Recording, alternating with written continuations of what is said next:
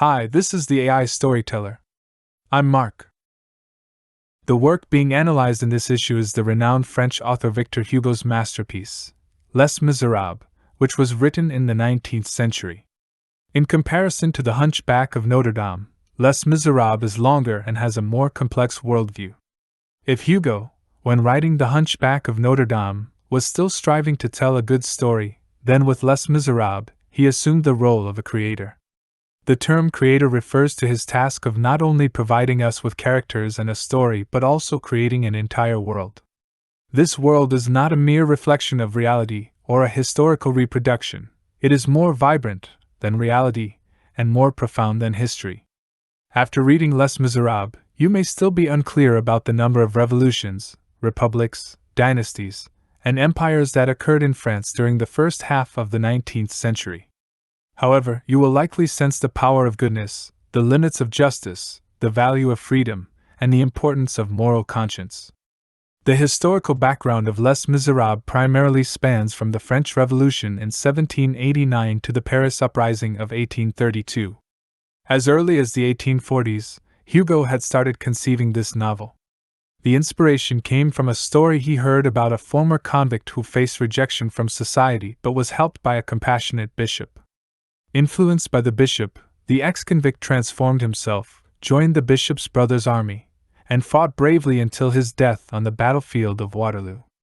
In Hugo's initial plan, besides the bishop and the ex-convict, he also intended to write about a woman and a child. At that time, one of the prevailing trends in French literature was depicting the suffering of the masses, and Hugo also wanted to make a contribution in this regard. According to scholars' research, the initial intention behind the French Revolution was the pursuit of liberty, which was primarily political. It was the desire of the wealthier class, who lacked political power, to play a more significant role in public affairs and oppose the monopoly of political power by the church and nobility. Later, the lower classes entered the vision of the revolutionaries, and the demand for equality gradually became the main focus of the revolution. Influenced by this ideological trend, writers and intellectuals began shifting their attention to the proletarians and the lower echelons of society. Hugo's portrayal of characters like the ex-convict and the woman was influenced by this ideological trend. However, Hugo's attitude towards the French Revolution was rather complex. Although he supported the pursuit of liberty during the Revolution and sympathized with the plight and suffering of the common people, he maintained reservations about the increasingly extreme measures taken after the Revolution. Therefore, we can see that the characters in Hugo's works often exhibit clear distinctions between good and evil, while his attitude towards revolution, history, and religion remains ambiguous. Ultimately, Hugo was not a supporter of any specific political system.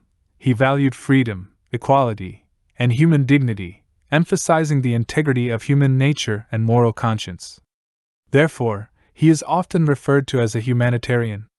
The writing process of Les Misérables was not smooth. Hugo had been contemplating this novel since the 1840s, a time when France had a constitutional monarchy, and society was relatively stable.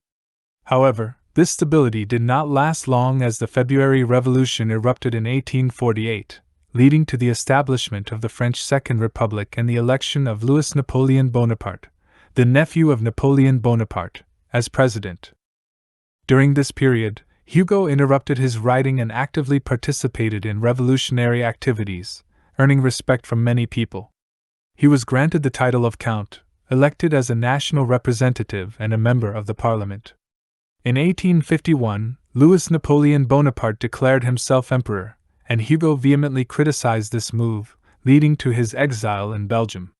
It wasn't until June 1861 that the novel was finally completed, and it was officially published the following year, divided into 5 volumes.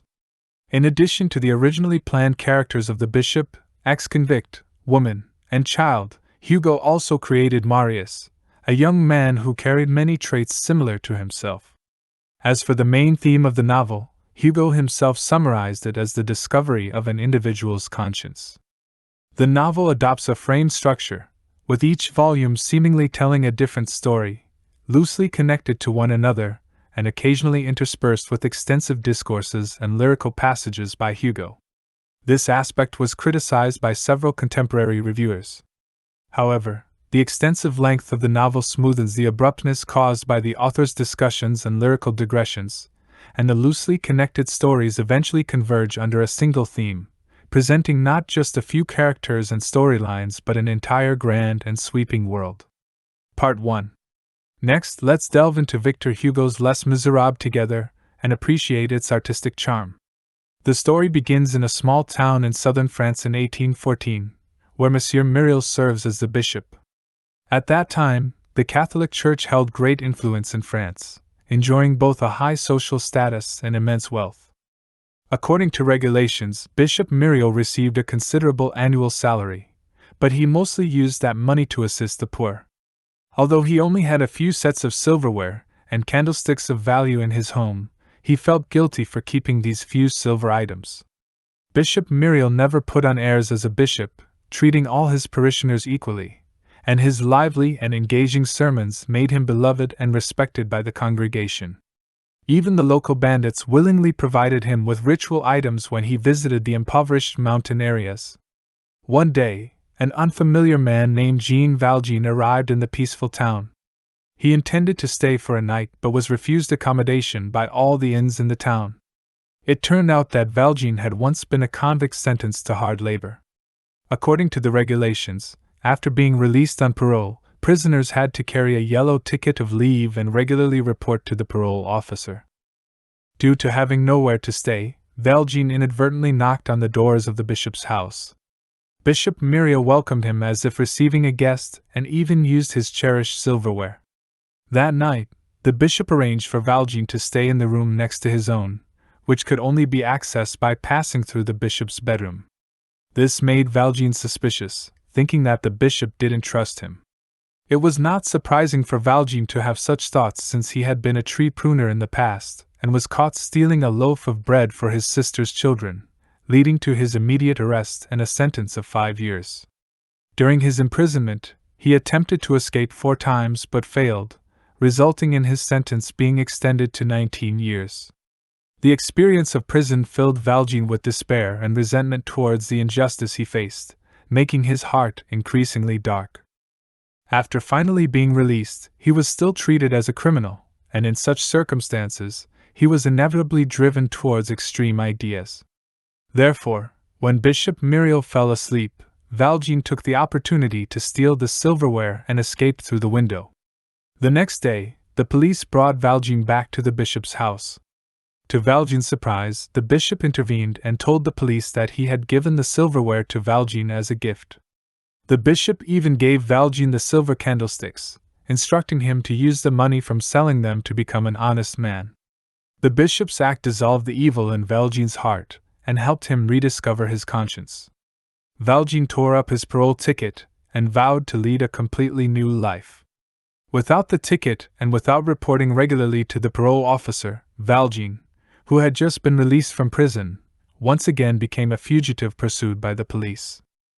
Several years later in the city of Paris, Fantine, a beautiful woman from a humble background, succumbs to the advances of a university student and becomes pregnant with their daughter, Cosette, without getting married. In that era, unmarried motherhood dealt a fatal blow to a woman's reputation. Unable to survive in Paris, Fantine decides to return to her hometown and start anew. However, she cannot find work while taking care of her child, so she entrusts Cosette to the care of the Thénardiers, an innkeeping couple. Fantine's hometown is known for its glass industry, and a few years ago, a man named Madeleine improved the manufacturing process, becoming wealthy as a result. Fantine becomes a factory worker in his factory. Although Madeleine is rich, he avoids socializing with the upper class and instead spends his money on charitable causes. He later becomes the mayor, known for his simplicity and humble nature, earning the affection of the townspeople. While Madeleine's factory is excellent in all aspects, there is a meddlesome forewoman who discovers that Fantine has an illegitimate daughter, leading her to take it upon herself to dismiss Fantine. The small town is more conservative than Paris, and from that point on, Fantine is unable to find work. With no other options, she turns to prostitution and, as a result, is arrested for injuring a man who tried to assault her. The local police inspector, Javert, is a strict enforcer of the law with fanatical beliefs. He plans to sentence Fantine to 6 months of imprisonment. In the midst of Fantine's dire situation, Madeleine steps forward. Known for his helpful nature, when he learns that he inadvertently dismissed Fantine, a poor single mother, he immediately pleads with the police for leniency. However, Javert refuses to compromise under any circumstances. In a desperate move, Madeleine, leveraging his authority as the mayor, orders Javert to release Fantine and promises to help her retrieve her daughter. This greatly angers Javert. Having previously worked in the prison system, Javert has encountered Valjean, who was still a convict at the time. He has always suspected that the current Madeleine is none other than the wanted fugitive, Valjean. With Madeleine once again placing his power above the law, Javert's anger intensifies. Consequently, he secretly writes a letter to his superiors, requesting an investigation into Madeleine. However, before receiving a response, news arrives that Valjean has been captured, and Javert personally confirms that the captured man is indeed Valjean. Just when everyone believes Valjean has been caught, only Madeleine realizes that they have apprehended a scapegoat because he himself is the true Valjean. Torn between confessing the truth or letting the unfortunate man suffer in his place, Valjean faces an internal struggle. In the end, he overcomes various obstacles and appears in court to publicly admit his true identity. Subsequently, Javert arrests him, and despite Valjean rescuing the destitute and ailing Fantine, she still succumbs to her condition. The content of Part 1 concludes here. This portion already forms a relatively complete story, with vivid characterizations of several main characters. Victor Hugo claimed that he wanted to depict the suffering of the lower classes, and he indeed achieved that. The fate of Jean Valjean and Fantine is filled with sadness and misfortune, but who is responsible for it? Obviously, it is not Javert, who is at most an unsympathetic enforcer of the law. The problem lies within the system itself. From sympathy for the people to dissatisfaction with the system, this was the common mindset of intellectuals at the time. But what force can bring about a change in this situation? Bishop Myriel and his faith seemed to offer hope to people. At least he saved Valjean and transformed him into an upright person. But what about others? How does Hugo view this problem? Let's continue following this line of thought.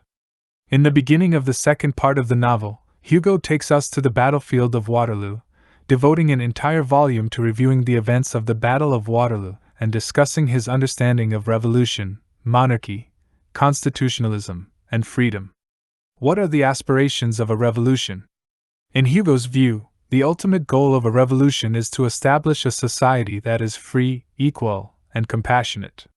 However, if a revolution deviates from its original intentions and only brings chaos, violence, and hatred, then what is its significance? Many years of turbulence have given Hugo first-hand experience of the dark side of revolution, uprising, and war. Therefore, he starts with the character of Bishop Myriel, an almost saint-like figure, and tells the story of how Valjean was influenced by him and transformed into a new person. Although the narrative also includes wars, revolutions, and uprisings, Hugo's ultimate purpose is to depict a society where human nature can freely develop and conscience is not suppressed, creating a world that is no longer miserable in Hugo's mind. Now, let's focus our attention back on Jean Valjean. Although Valjean admits his true identity in court, he manages to escape on the way to prison. After his escape, Valjean is arrested again but successfully escapes once more. This time, he employs a clever plan, making people believe that he drowned, thus halting their pursuit. Afterwards, Valjean arrives at the inn run by the Thénardiers and redeems Cosette, Fantine's daughter, with 1,000 francs. He takes her to Paris and rents a house in a secluded residential area. Despite Valjean's caution, the suspicious landlord discovers that he carries a large sum of money and reports him to the police.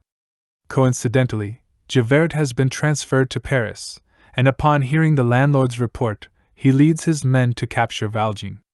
In a stroke of luck, Valjean manages to hide with Cosette in a convent, where Valjean had once saved the life of a handyman. With the handyman's help, Valjean is allowed to stay and becomes a handyman in the convent, while Cosette lives with the nuns under the guise of being Valjean's daughter. Valjean and Cosette spend several years in hiding at the convent, leading a peaceful life and avoiding suspicion. Therefore, in the third part of the novel, Hugo does not immediately disturb them but rather tells the story of a new character named Marius. Marius' grandfather is a wealthy royalist who supports the Bourbon dynasty that was overthrown by the French Revolution. Meanwhile, his father was once an officer under Napoleon but is now a destitute man. Due to their political differences, the two never reconcile and remain estranged. Maruza's paternal grandfather used his inheritance rights as a means of coercion, forcing his impoverished father to relinquish Maruza's custody. Growing up under his grandfather's care, Maruz naturally became a royalist. However, after his father's death, Maruz unexpectedly discovered the secret of his heritage and began to love and even idolize his father. Soon, influenced by his father, he transformed from a royalist into a Bonapartist. He would occasionally secretly worship his father, and even had his father's bestowed title engraved on his business card, a title that was naturally granted by Napoleon. Finally, his grandfather became aware of Maruza's secret and, in a fit of anger, expelled him from the family. With nowhere to go, Maruz mixed with a group of radical young Republicans. The so-called Republicans, as the name suggests, supported the idea of a republic. Even though Napoleon was considered enlightened, he was still an emperor in their eyes, making Maruz, who admired Napoleon, too conservative for their liking. Soon, the two sides grew estranged. At this point, Maruz faced the challenge of how to survive without a family.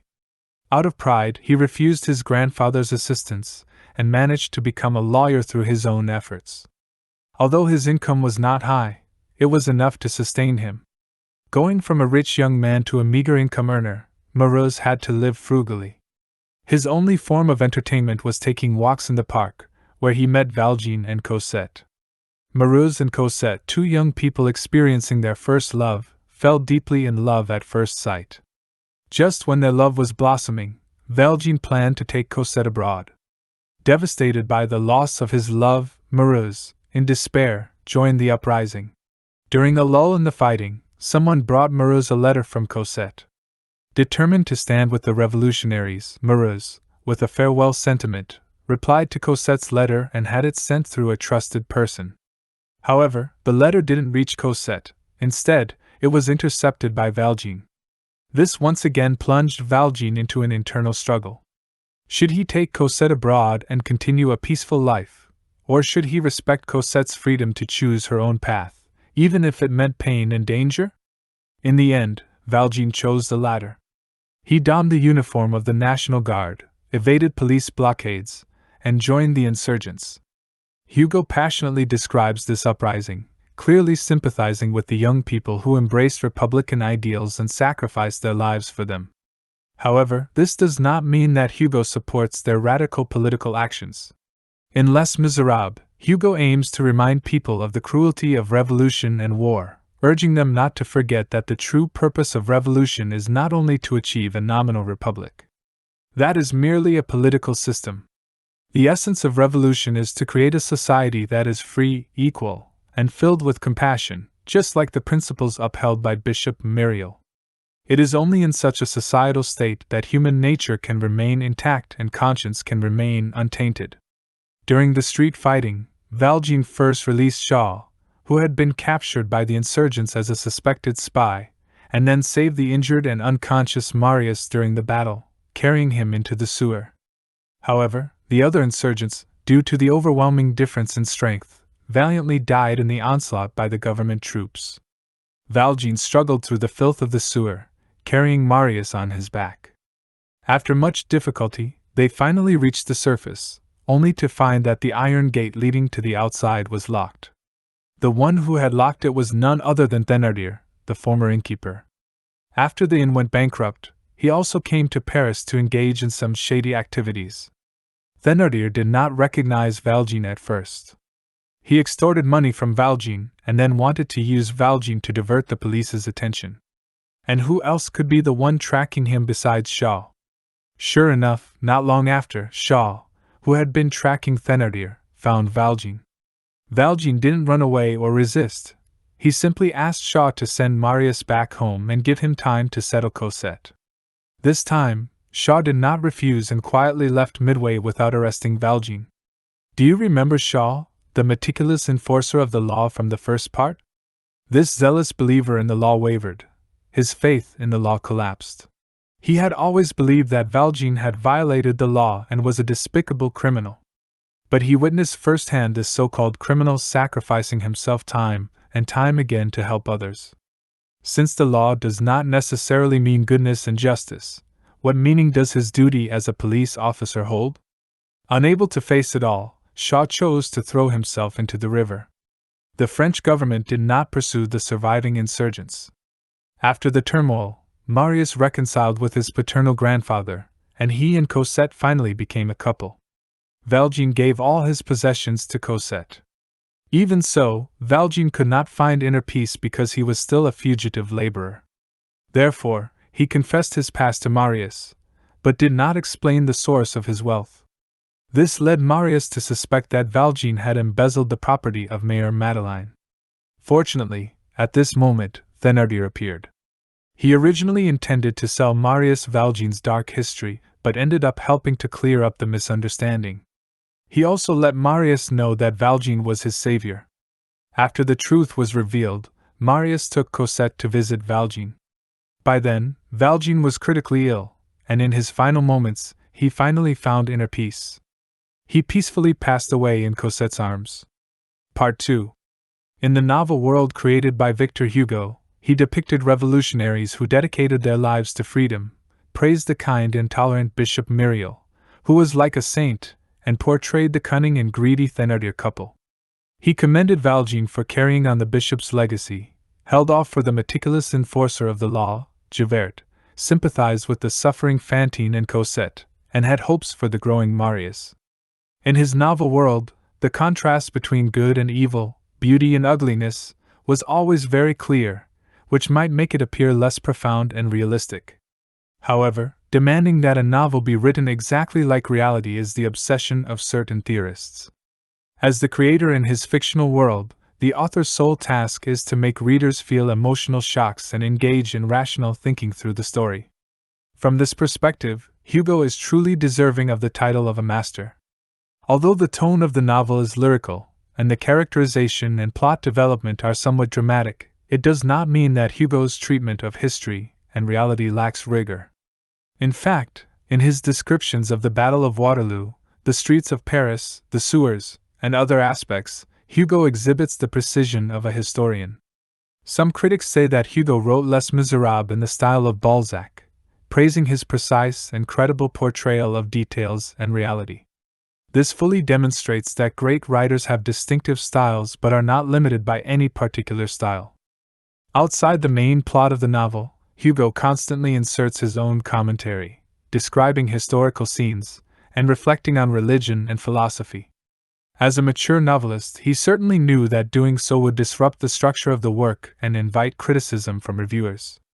However, he did not hesitate to exceed his authority as an author, merely hoping to use the novel to remind readers that whether it is radical revolution or moderate reform, the ultimate goal should be to liberate human nature and promote goodness, rather than suppressing conscience and encouraging evil. This not only had a warning significance for the turbulent French people of that time but also holds reference value for us in the contemporary world. Summary. Alright. Let's summarize the key points from this session. 1. Victor Hugo was a renowned French writer of the 19th century. Many of his works are known for their strong lyricism and rich imagination. In terms of character portrayal and plot development, he tends to employ dramatic techniques, making his works well-suited for adaptation into films and stage plays. 2. Hugo was not a supporter of any specific political system. He emphasized freedom, equality, and dignity, considering the unrestricted development of human nature and conscience as the ultimate political goal. 3. The original intention of Hugo's novel writing was to depict the painful lives of the lower classes. However, the novels took on a broader scope beyond the author's initial intentions. They encompass Hugo's reflections on French history, religion, and morality, as well as his contemplation of human destiny. The novels retain the miserable aspects while also portraying the entire world. Well, that concludes the content for this episode. If you enjoyed my video, please click like, subscribe to my channel, and share it with your friends. Thank you.